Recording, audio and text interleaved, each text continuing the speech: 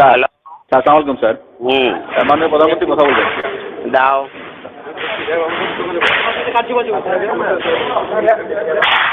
Hello, hello, হ্যাঁ, কি অবস্থা? মাননীয় প্রধানমন্ত্রী, সালাম আলাইকুম। এখানে বিডিআরে বিদ্রোহ হয়েছে এবং আমার মনে হয় পরিকল্পিতভাবে এই সরকারকে হেয় করার জন্য করা হয়েছে এবং দাবি কিছুই নাই, শুধু যে আর্মি অফিসার চাই না বিডিআর, এইটুকুই দাবি। হ্যালো, না, তোমরা এমনি আছো কেমন? সব ঠিক আছে? আমি আছি দরবার হলে, আমার অফিসারদের সহ আমাদেরকে ঘেরাও করে গুলি করছে ওরা। আমাদের অস্ত্র নাই, এই জন্য আমরা জবাব দিতে পারছি না।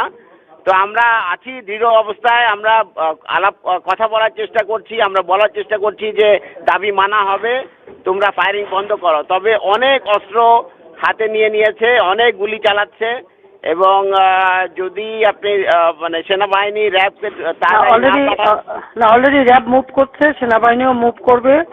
আমরা এই মেসেজ ওখানে পৌঁছে যাওয়ার কথা যে র্যাব এবং সেনাবাহিনী র্যাব চলে যাবে ওই সেরকম ওই দিক থেকে, 2-3 সাইড থেকেই লোক চলে যাবে, 3 গেট থেকেই লোক যাবে, আর্মিও যাবে, র্যাবও যাবে।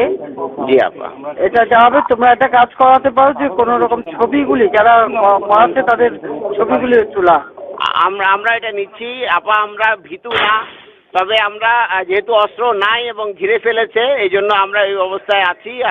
আপনি যত দ্রুত পাঠাবেন তত তাড়াতাড়ি পরিস্থিতি আমরা সামাল দিতে পারবো। যাচ্ছে, কিন্তু আমার মনে হয় আবার মানে অন্যরকম ক্রস ফায়ারিং না হয় সেটাও দেখতে হবে। না অবশ্যই এটা হবে না, আমরা এটা নিশ্চিত করব এবং আমরা বলছি যে দাবি সব মানা হবে, তোমরা ফায়ারিং বন্ধ করো। শুধু কারা কারা করতেছে তাদের দিকে একটু ছবিটা নিয়ে রাখা দরকার। জি আপা, ও আসছিল গুলি করতে আমাকে, ও হয়তো সেই মুহূর্তে করতে পারে নাই। আমার একদম গায়ের মধ্যে টাকা দিয়েছিল এসএমজি। Any casualty no? এখন পর্যন্ত আমাদের জানা মতে ক্যাজুয়ালিটি হয়নি আপা, বাট হতে পারে, কারণ যে পরিমাণ গুলি চালানো হচ্ছে তাতে মনে হচ্ছে যে ক্যাজুয়ালিটি হতে পারে।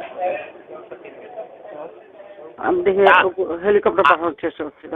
আর আমরা সাহস হারাচ্ছি না, আপনি দোয়া করবেন। জি, আমি ট্রুপ যাচ্ছে এবং হেলিকপ্টার পাঠাচ্ছি।